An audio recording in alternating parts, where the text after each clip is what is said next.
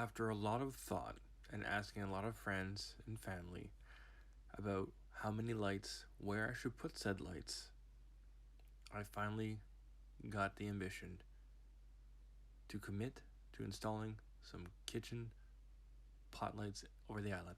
Hey guys, so this is the pot light install for the island. That's the Miros dimmable smart switch with 6-inch dimmable pot lights. That there's the driver and the junction box all in one for the pot lights themselves. And over here, that is the hole saw we're going to be using for cutting into the drywall. It's going to catch all the most of the debris. And here is the setup for the lights. Now I use a chalk line to get them all in a straight line, and I just divided that distance to sit in 4 separate pot lights. Now this is where I break off my drill bit inside. It's because it's all solid wood in that corner there, but we make it work. And we did that by using a 1-inch drill bit, metal, to cut the wood and any screws that are right into place, so it's right out of the way. And as you see here, the finished product of all the hard work. You got 4 pot lights all in line, and a bit of working hard to get all this all together, but you know what? Turned out really good that way. So right on to wiring up the pot lights into a series, and it's pretty easy to do. Just match up the hots to hots, the neutrals to neutral, and that's it. Like, it doesn't get much harder than that. As I said, I already put all the connectors and everything in, so we just had to cut the wires and bring them all together and do this 4 times, and we're done. So here is the close-up look of the wiring.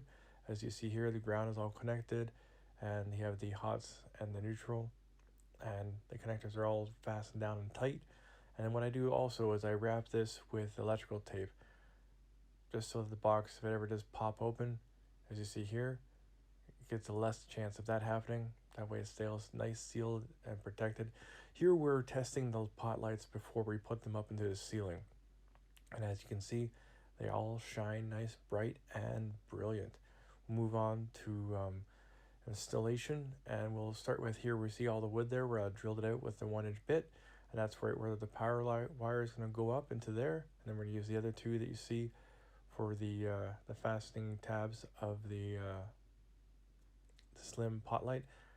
And that's just me drilling it, just showing you that, guys, how that's going to go. Now we're going to insert the pot light next, so we'll grab that, or just showing you the difference actually. Now we'll grab the pot light and just kind of fit it in there so you guys can take a look at the workmanship of this particular pot light.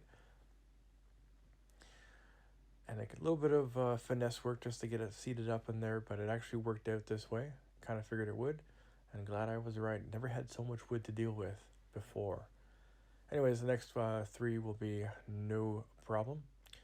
But what we're going to do next is get into the attic. Now to install the lights into place is no problem. What I did is I stuck, you didn't see this part, but I stuck wires up through the holes into the attic, so I know exactly where the lights are to be placed.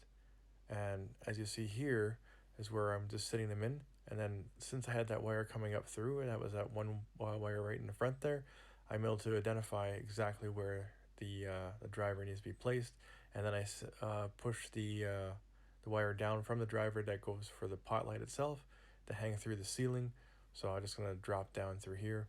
And then once we get over to back into the kitchen, all those pigtails, so to speak, for the pot lights will be hanging down nice, pretty, and beautiful, waiting for the pot lights to be installed in their place. So we'll fold up the stairs and get back to the kitchen. Now you see here where the whites are, the pigtails are all hanging down. It's just exactly as I said. Now we're just going to put all the lights into place.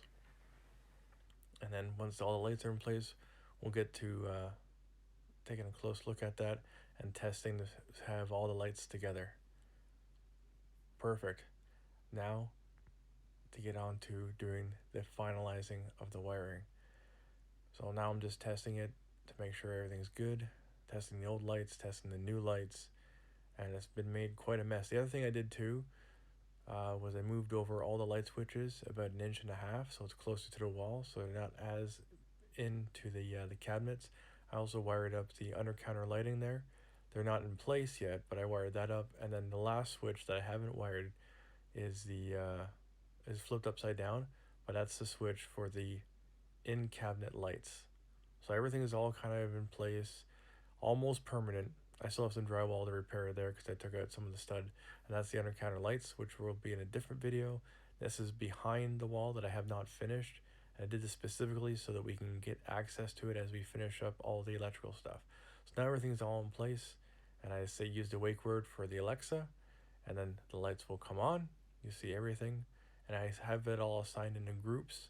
So all the under counter lighting, all the pot lights are all assigned, so I could just be like kitchen lights on, kitchen lights off, or I could label them individually, which I can say under counter lights and they'll turn off, and then I can say the island lights and I can say the kitchen lights, and they can all turn off separately and turn back on. So thanks for watching, guys, and as you can see, the light switches there are slightly different, so we might switch those out so that it will be all the same style of light switch. There's all nuances between smart switches, not really that big a deal. So this is another successful project for the kitchen. Very happy. So thanks for watching, guys, and I will catch you in the next one.